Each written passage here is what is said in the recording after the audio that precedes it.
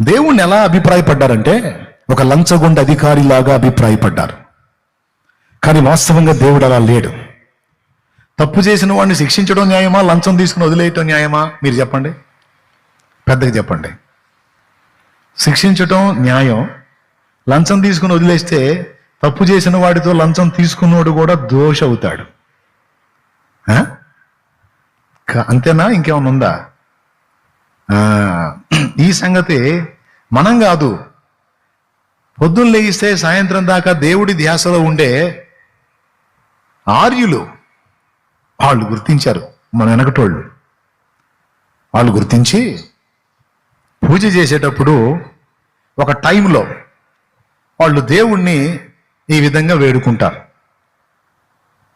పాపోహం పాపకర్మాణం పాపాత్మ పాప సంభవ త్రాహి మాం కృపయాం దేవ శరణాగత వత్సల అన్యదా శరణం నాస్తి త్వమేవ శరణం మమ తస్మాత్ కారుణ్య భావేన రక్ష రక్ష జనార్దన అని చదువుతారు. అది విన్నప్పుడు సహజంగా మనకేమర్థమైందంటే ఆ పాపం పాపి పాపోహం అంటున్నాడు కదా, అందుకని మనం పోయాం కదా, మన గురించి దేవుడికి రిక్వెస్ట్ చేస్తున్నాడు, వీడు పాపాత్ముడు ఏమి పాపాత్మురాలు వదిలేసే క్షమించేసే అని చెప్పి ఏదో మన కోసం వేడుకుంటున్నాడులే అనుకుంటాం మనం. కానీ ఆయన ఏమంటున్నాడు తెలుసా?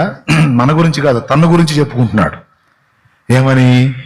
పాపోహం అంటే నేను పాపిని, పాపకర్మాణం అంటే నేను పాపకర్మలే చేస్తున్నాను, పాపాత్మ నా ఆత్మ కూడా పాపం చేతనే ఉంది, పాప సంభవ అసలు నా పుట్టకే పాపంలో పుట్టాను, రాహిమాం కృపయాం దేవా అంటే ఓ కృప కలిగిన దేవుడా నీ శరణకు వచ్చాను, నీ శరణు వచ్చాను, అన్యదా శరణం నాస్తి అంటే నాకు వేరే వేరే మార్గాల్లో రక్షణ లేదు.